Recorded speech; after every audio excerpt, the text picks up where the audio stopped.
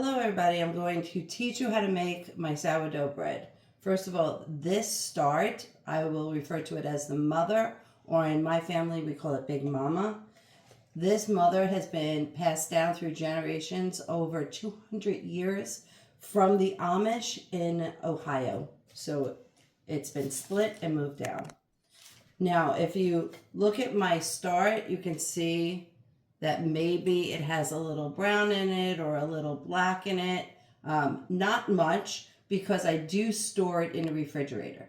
You can store your mama in the refrigerator for up to 6 months without being fed. We call it being fed.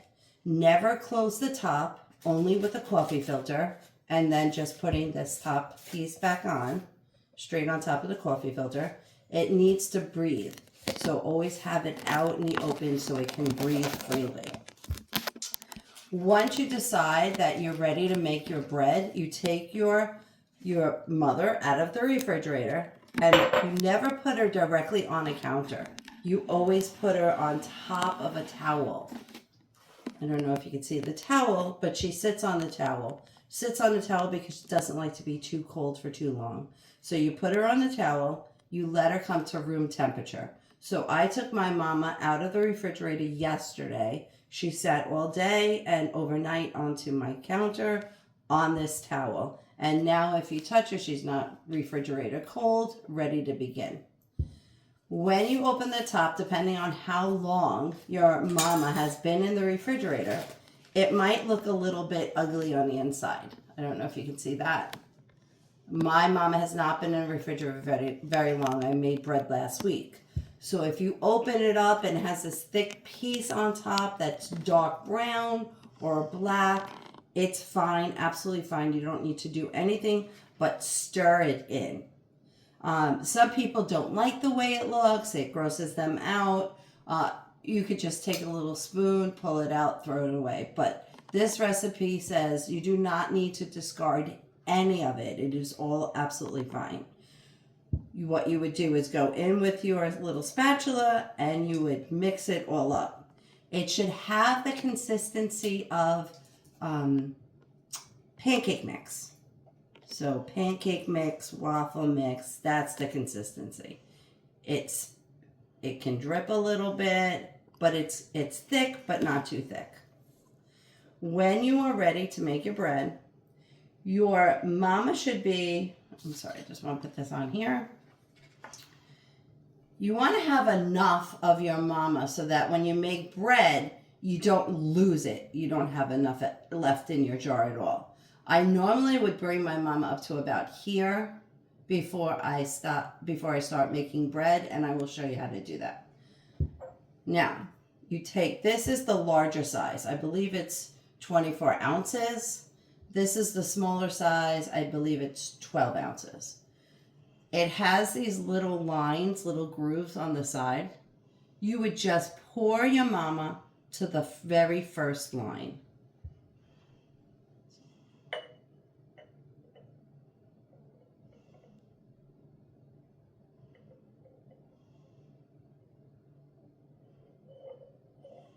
Okay, perfect. The smaller one, this is the one we're going to make the bread with. The larger one, this is the one that we're going to continue to grow. Once you pour it out into a smaller jar, now you have to feed both of the jars. You have to feed the small mama and your big mama. Can you pause for a second? Okay. To feed your big mama and your start, you're going to need a 1/4 cup, a measuring cup that's 1/4 cup, and you want bread flour. The best bread flour that I found to use, and that's been told to me over the years, is King Arthur. You can find it in any supermarket. I buy the big one in BJ's, but you literally can find it any supermarket. If it's, as long as it's bread flour, I believe it's pretty good. Can you use regular flour? Yes, I think you can, but the results probably are not the same. So you go in with your 1/4 cup. You don't want to flatten it. You don't want to pack it. You just want to lightly take it. So I lightly take it. I shake it off a bit. There's no like crazy measurements. You can't really go wrong. It's a nice loose cup. Nice loose cup goes one into your Big Mama because you want to grow her. And a nice loose cup goes into your new one, your start. Now you need the same measuring cup. I just put water in here for you just to make it easy. Same measuring cup. I go in, I take a 1/4 cup of water. I pour it into my Big Mama. A 1/4 cup of water. I pour it into my start. Done with that. Now you need to mix it. I mix my start first. Why? Because it's easier. Once I mix my Big Mama, my spatula becomes very full of all of this bubbly deliciousness. All right, mix it up nice. No craziness, no over mixing. Instead of scraping from the side, I take a spoon.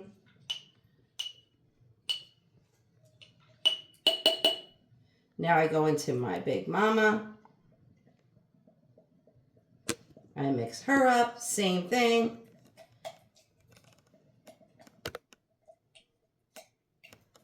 Now, after you're done with your Big Mama and you've fed her, you're not going to want to put her in the refrigerator yet. I mean, you really can. It won't go wrong. If you're leaving, you're going on vacation, you're not going to be home, put her in the refrigerator. It won't go bad. I need to grow mine because mine is only here. Now that I've fed her, leave her on the counter, she's going to start to grow. I'm going to want to grow my Big Mama for a few more days. I want to get her to about here, and then I will put her back in the refrigerator. You put your coffee filter, you put your topper. Make sure she's going to sit on a towel on your counter, and you're good. Your little one, exactly the same thing. I'm going to take a coffee filter. I'm going to take the top. I'm going to leave her to sit. This little one will sit for 3 to 4 hours before we come to the next step. So I'm going to, you see, it just looks like pancake mix. She's down here a little bit, rose because of the water. And now in 3 hours, we will come back and I will show you the next step. Okay, see you soon. Or if you want to grow her, you would need to feed her each day for as many days as you want till you get to the right level. So now my mom is about here, but once I stir her up, she'll drop a little. So I would feed mine probably another day or two. I want to get it to about here, and then I will put her in the refrigerator or make another bread. So this one I'm going to put aside. Remember to keep it on the counter on the towel. Okay, so this is the start. We call it the start, the bubbly start. Remember, it's a coffee filter. You could use a paper towel if you don't have a coffee filter. I find that it doesn't work as well. It's a little bit too thick. Unless you have cheap paper towels, maybe it will work better for you. But I would have to separate the plies. It just doesn't work as well.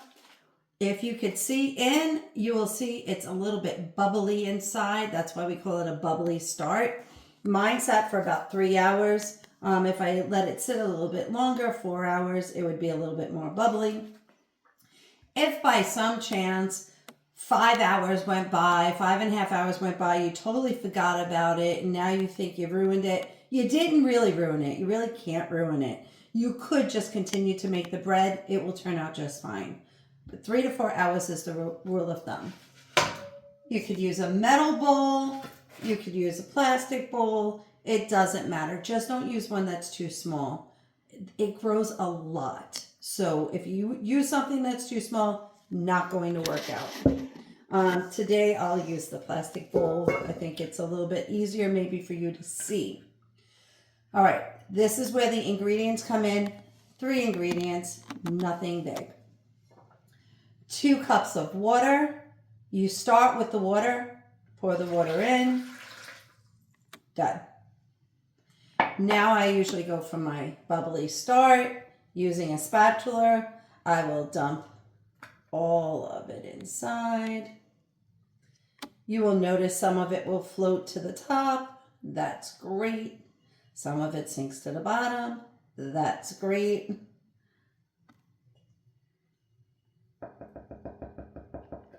Okay, done with that. Next, I do my salt. Tablespoon of salt, regular salt, nothing special. If you don't want as much salt, sometimes I really don't go up to the whole tablespoon. I just pour that in. It's all up to you. And now we're back to our bread flour. Bread flour is the best. You should use bread flour. And like I said earlier, the King Arthur brand actually is the better brand to use. I forgot to get my measuring cup, so give me a second. There we go. 1 cup. So how many cups? I believe it's 4 cups. Again, loose to the top, no packing. So I go in. I shake it off a little bit. Doesn't have to be perfect. 4 cups.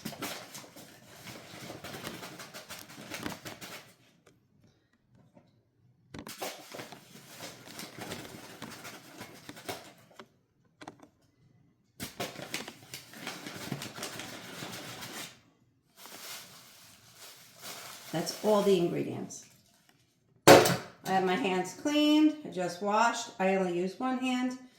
We start out with the spatula just to get everything mixed, and then it's your hand. So I'm just, I don't know if you can see, maybe just put the camera on. And I just combine it. It's going to get, I don't know, clumpy. It doesn't stay that way. As the hours go by, you will see it will change. So at this point, I take it off of my hand. It's sticky. And what we do is, we call it a tug and tuck. You try to pull and turn. It's very sticky at this point.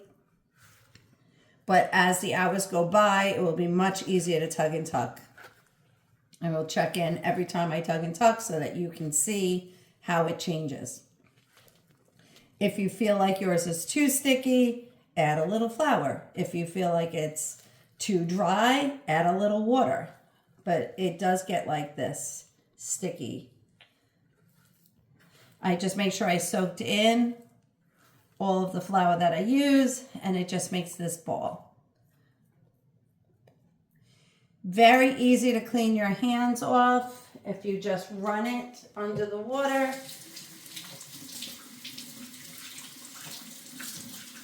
It cleans off. Can you pause for a second? Okay. Now again, you're going to store it on a towel on the counter because it will sit there for 24 hours. You're going to take a towel, a bread towel. This is also a bread towel. I've used a dish towel. It doesn't matter, but you're going to take. You have to wet it. So I wet it.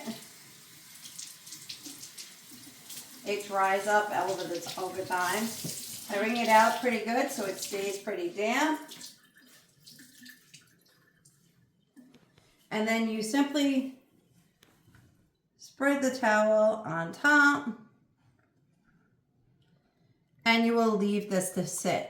How long will you leave it to sit? Every once in a while when you're walking past it, you're going to take the towel off. You're going to do this tug and tuck. And then you're going to put the towel back on. You will have to eventually re-wet the towel. So after a few hours, your towel will be dry. You're going to wet it. You'll let it sit on the counter overnight, 24 hours. The closest to 24 hours, the more gluten-free it becomes. So I can never say it's 100% gluten-free, but it will be 99.999% gluten-free when it's all done. So periodically, I'm going to put the video back on. I'm going to show you what it looks like as we tug and tuck. And now I'm just going to leave it to sit. Very simple. That's it. See you soon. Okay, it's been about 3 hours since we put this together. Remember, it was very clumpy. So at this point, if you can see in, it's still very clumpy. but it's getting a little bit better. Remember, this needs to be nice and moist. I just washed my hands. I'm going to use my hand and I'm going to do the tug and tuck. If you see now, it's much more together. I just turn the bowl, I pull, turn over, turn the bowl, pull, turn over, and I just go around the whole thing that way. Maybe tug and tuck 5, 6 times. Done. I will rinse off my hand. 1 second.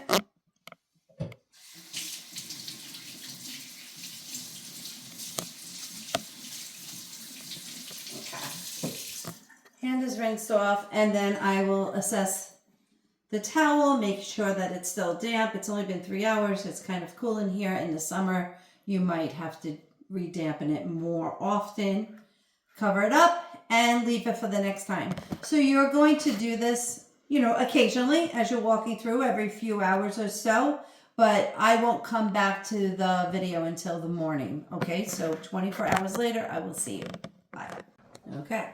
All right. Welcome back. So it's the next day. It's been 24 hours. I've let my bread rise. If you see, it's definitely risen. This is a much wider bowl, so it doesn't come all the way to the top. If I use the other metal bowl, it's a little bit more depth, but it's not as wide. So the bread may rise to the top, and then I would peel it off. And that's another reason why we make sure we keep it nice and moist. What you're going to need for this step is you're going to have to set your oven to 450 degrees. I use the convection oven setting. It seems to work the best. So while that's preheating to 450 degrees, you're going to work with this. You will need a cast iron oven. I think it's called a Dutch oven. Dutch oven. It's a Dutch oven. That's shown. Nice heavy top. This is a 5-quart. I would recommend a 5-quart or a 6-quart, nothing smaller. Right? 5-quart works very well. All right. When you go to Target to buy it, say hi to Liz. That's if you know Liz. This video is not just done well. Okay, so back. It's very inexpensive. It costs about $20, so this is a very good buy, and you can use it for many things, and you can make soups and different dishes in it, so it works out really well. Remember, again, this is your big mama. Mine is now grown up to here, but now it's a very bubbly start inside because I fed it yesterday. It will drop a little bit when I stir it. I'm going to feed it one more time today. If you want to remember how to feed it, a 1/4 scoop of bread flour. King Arthur is the best. A 1/4 cup of water. Stir it up, and then you can let it sit. Or I could decide I'm going to put this in the refrigerator now. It could last in the refrigerator without being touched for 6 months. When you're ready to make your bread, you really want to go as close to 24 hours as possible to be gluten-free. I wouldn't go, the least I would do is 22 hours. I wouldn't do anything under that. And the most amount of time is 36 hours. You really can't push it to 37. It does get gross and slimy. So I would never go past 36 hours. All right. So how do we do this? How do we get the bread part? This is a time where my hands are clean. I just washed them. I'm going to do the tug and tuck again. If you can see inside the bowl, I'm going to tug and tuck again. As I do that, it gets lower. Of course, it's still a little sticky. It is dough for bread. It takes it off the sides. I try to take it all off. Get all the way around, tug and tuck, all the way around. Okay. And now I'm going to just rinse my hands.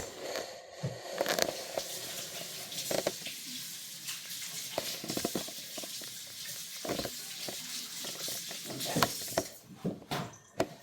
I'm cooking pasta fazool in the background. If you're interested, send me a message. I will teach you how to do that. All right, at this point, I'm taking the top. I don't know if you can see this. Taking the top off. You do not take your parchment paper. You do need it. You do not take parchment paper and put it right in. I don't know why, but this works the best. Always do this, no matter when I use parchment paper. You roll it into a little ball, undo the ball, and now when I sit it in, so much easier to work with, right?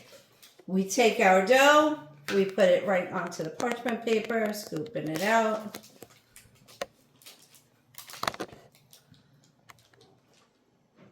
Okay, the dough's all in there. Take the ends, place it right inside your oven.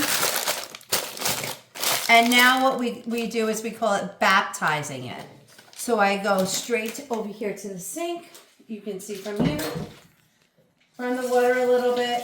I take water onto my fingers and I flick it. So I take water on my fingers, I flick 3 times, and I do that 3 times. So 1, 2, 3. Go back maybe a little bit more, not too much. 4, 5, 6. Last time. 7, 8, 9. Done. Bread's baptized. This point, some people add different ingredients to it. There's so many different ingredients that you could do. Pesto or everything but the bagel seasoning. Whatever you decide, this one is just plain. This is where you put the top back on the Dutch oven. That's it, nice.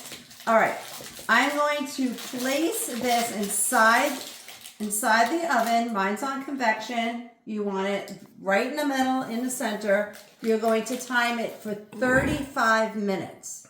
After 35 minutes, make sure that you use a glove to take the top off, and then you're going to cook it an additional 15 minutes. Okay, so we will come back at that time. Top on, place in the oven, 35 minutes. Okay, I will see you then. Bye. Okay, so the timer just went off, 35 minutes. I'm going to go in. Glove, please. Take off just the top. You can take a quick look at the bread. It is not brown yet, but it looking very, very good. Okay. Shut the oven, and now 15 more minutes. See you then. Bye. Okay, so 15 minutes have went by. I shut my oven. I'm ready to take it out. You can, I don't know if you can see, but it looks wonderful. Let me shut this. Okay, and let's take it out to cool. I don't really feel the heat much, and this paper does not get hot. So I lift it right up out of the paper. I put it on a drying rack. Pull this down. And off. Leave it to dry, leave it to cool, and it will be absolutely delicious and easy to cut. Enjoy. Okay, final step. So now that your bread is cool, mine is cooling off, how do we store it? You don't want to put it in a container with a closed lid. This bread still needs to breathe. You can put it in a paper bag, never a plastic bag, or there's a bread bag that you just slides in, a nice bread bag, and it has like a little zip tie. I don't like that. I don't know, for some reason it gets full of crumbs on the inside. It's hard to clean. The easiest thing to do is you just wrap it in a cloth. You place it down and fold it over. That's it. You don't want to fold it many times. You don't want to wrap it up. It really still does need to breathe. So again, I don't put it directly on the counter. I, for some reason, like to put it on a cutting board, whatever you want to put it on. And you just take your towel, fold it over, okay? And that's it. It will be good for about, I want to say 4 or 5 days. And that's all you need to do. Cover it over. If you're not going to eat all the bread, people do freeze it. They make the bread, they freeze the bread. They cut part of it, they freeze part of it. It never lasts in my house long enough to freeze. I normally would just cut it and share it, but you can freeze it. Okay, I hope you enjoyed. Let me know how it turns out. Bye.